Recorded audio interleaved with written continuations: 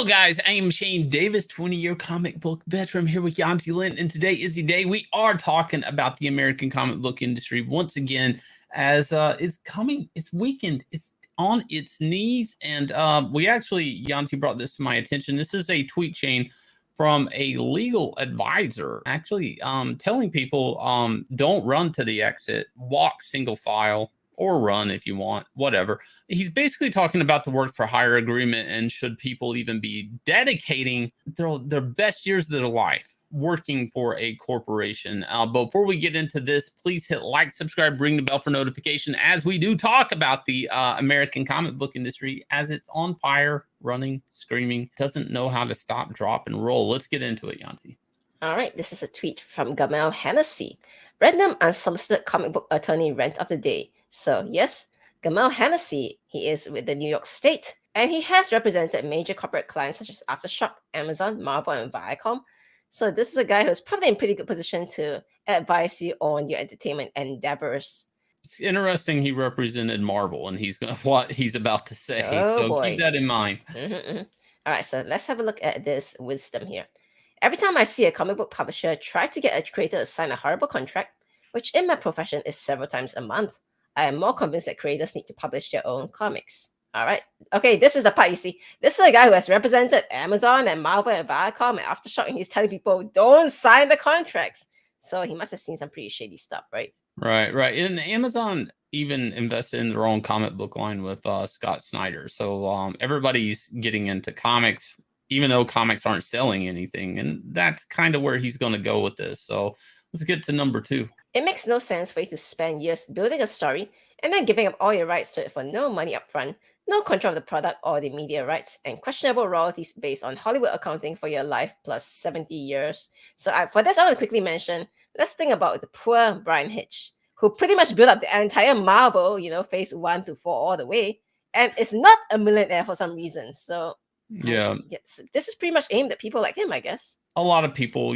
there's a big list. Ed Brubaker, Mark Miller, obviously he went into his own movies and own content for a reason, and a big high five to him. So believe it or not, the American comic book industry, and I'm talking mainly Marvel and DC. Okay, everybody's going to say, well, that's YA and manga. YA's different, manga's different, but YA, I'm going to come back to that.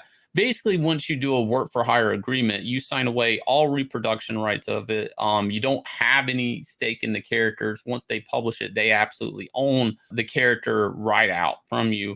And you get maybe a couple of $100 for that drawing and whatever toys, action figures, whatever. That's it. You're out. That's traditionally how that works. Now, because this deal is so bad and because of lawsuits with like the likes of the Siegel and Schuster estate, and again, the Kirby estate and multiple lawsuits. Marvel and DC do give you a little bit of pencil shavings now. Some little shut up money. At least you can't say we didn't give you $5,000. That type of money when they're making millions. So you're really not getting anything today. And it's still a bad deal. And that's at their mercy if they decide to cut you a check, period. And that's believe it or not, if somebody likes you, you even get the check. So now, why I've separated YA for a moment is the YA novels thing is different. You actually own it. You actually own the entertainment rights. Now the publisher has the publishing rights, but you do own the entertainment rights and the merchandising rights and all of that stuff.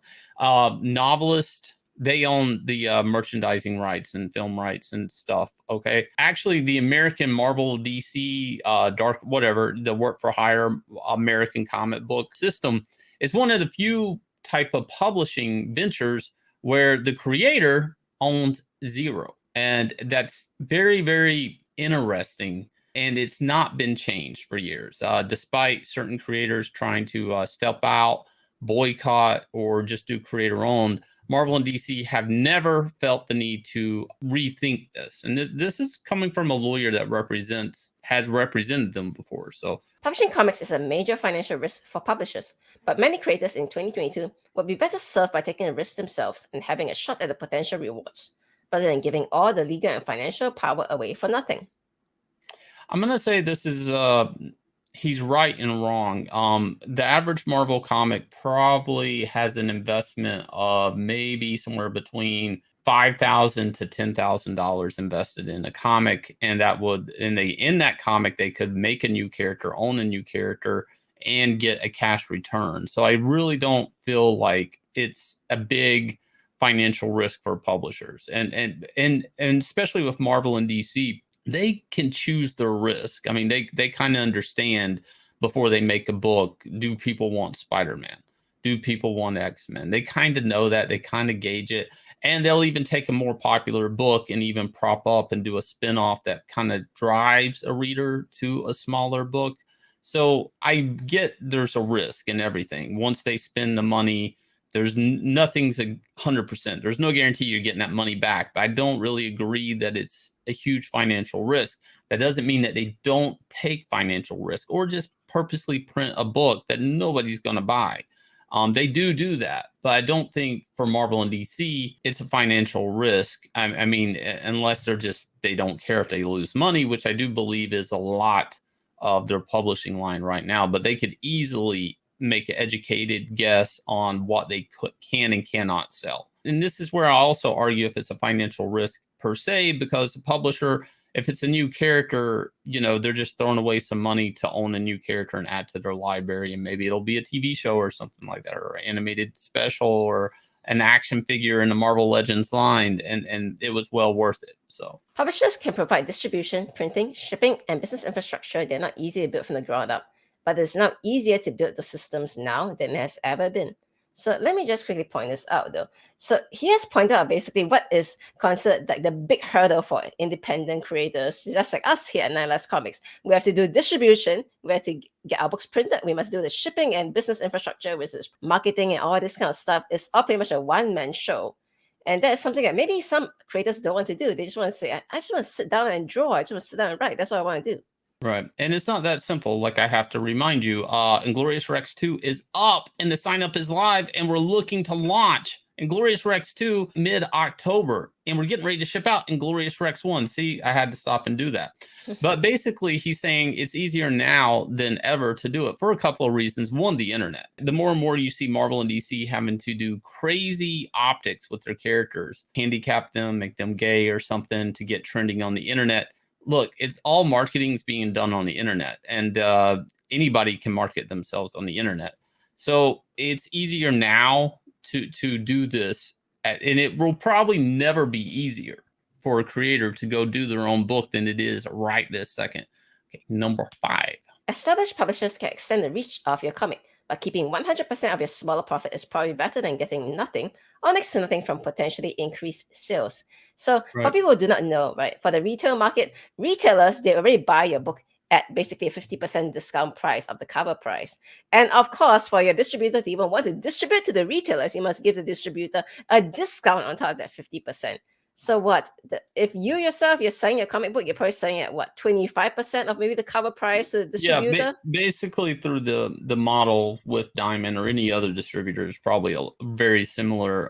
The retailer makes half the cover price, and then you have to split. Basically, you end up giving, like, I don't know, like, you basically come away with a third because the distributor is going to take a portion, and you're going to have to pay for printing and stuff. So you see, unfortunately, and I like me some retailers, but in my situation, I don't really need to give half of my profit away to somebody else. I just don't. It's like I mean, maybe eventually I'll get to the point where I can do more and more with retailers, but it's not even just that. Once I go in bed with a distributor, then I have to turn around and again cut off half, like a third to them. I'm lucky if I walk away with not even a third, a little less than a third, and I'm stuck with the print bill and my advertising and all of this. See, it's such a upside down model. Now, this model works great when you're selling like on the newsstand, or you're selling like 1 million copies or something like that, when distribution is wide and far. But right now,